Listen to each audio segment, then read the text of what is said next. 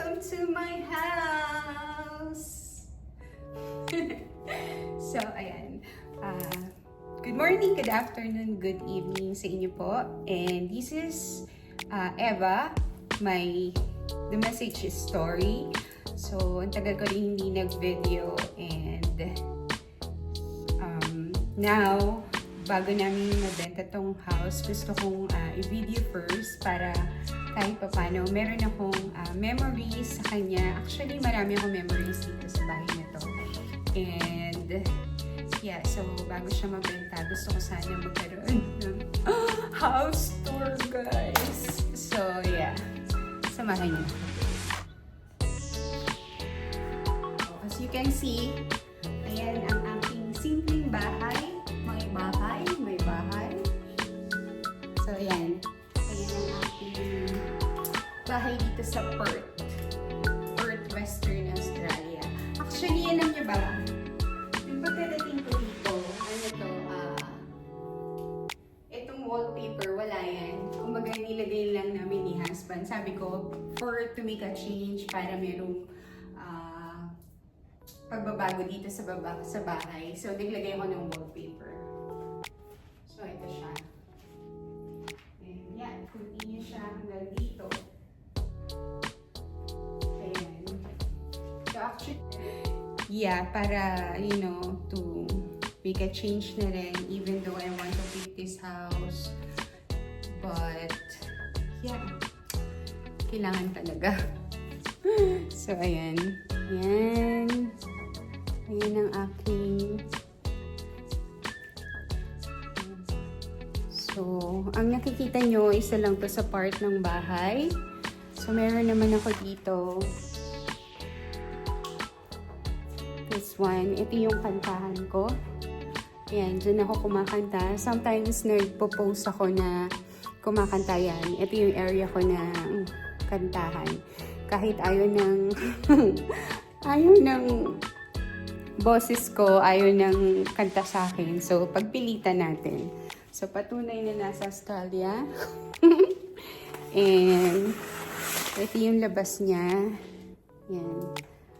So, yan.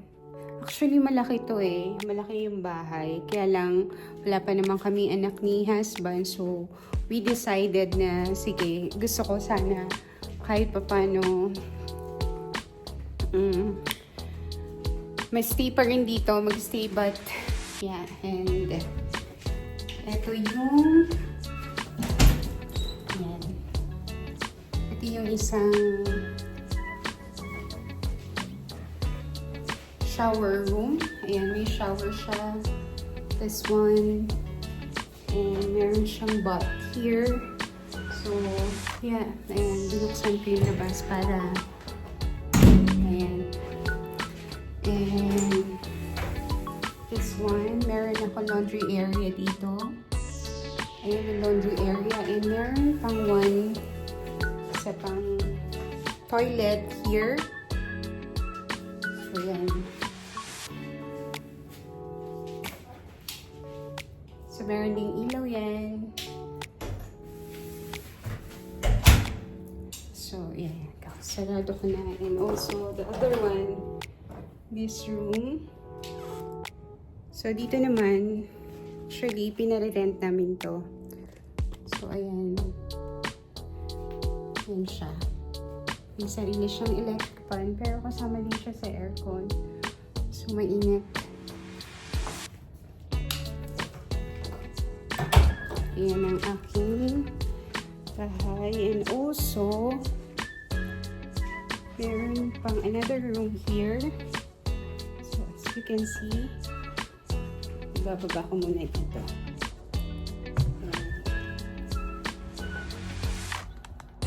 Ito yung another room. Actually, 4 rooms siya.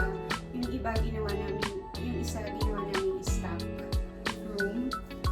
But now, kasi nagpapak na kami ng iba just in case na mabenta nga itong bahay. So, ito yung pangalawa. And ito yung pangatlo. Stock room namin ni husband. Ayan. So, ayan yung luggage ko. So, So, ano na kami, pero extended siya dito sa aming room ni husband. Ito, malaki to. And look at this, the mirror. Malaki talaga siya. And yeah, ayan yung CR. Ito yung CR namin. Dito, we have our own CR here. So yeah, itong room na to, medyo malaki. And makita nyo dito, since maaraw, ayun yung sa front namin. Yan. Yung CR, ito yung CR. CR namin ni husband. So, separate. And I have this Papa Jesus. And also, ito yung entrance namin. Yan, going outside. Pero, nakalock siya. So, later na lang. And this is the big one. Ito. Ito yung lounge niya. And, dito yung computer area ko pag nag-aaral ako. And yeah, ito yung sa labas. Medyo mainit kaya hindi ka makafocus. Pero kanina may tumingin na buyer. So nag-viewing ngayon. Medyo nakapaglinis ako. And ito yung kitchen. Yung kitchen namin. So yan.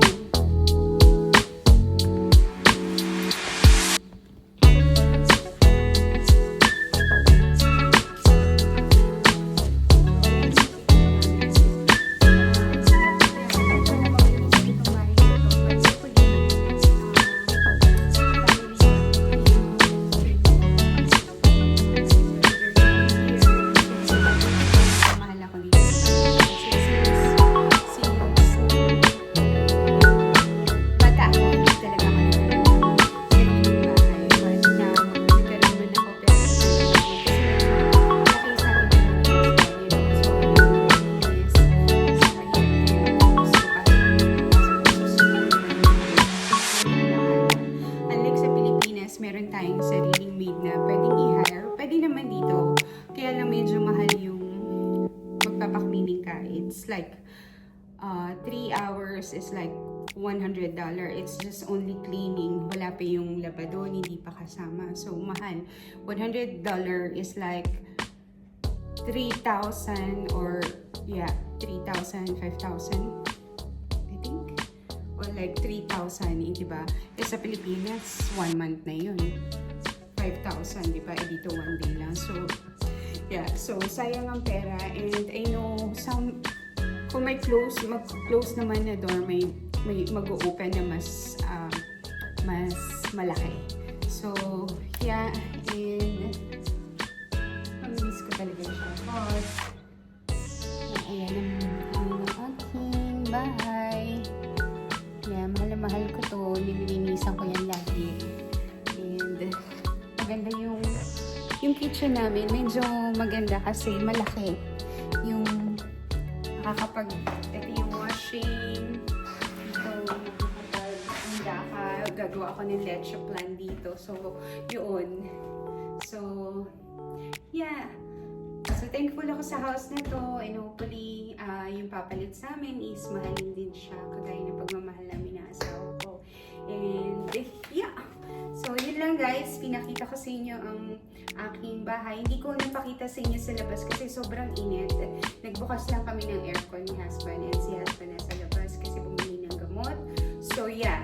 Thank you for watching. God bless everyone.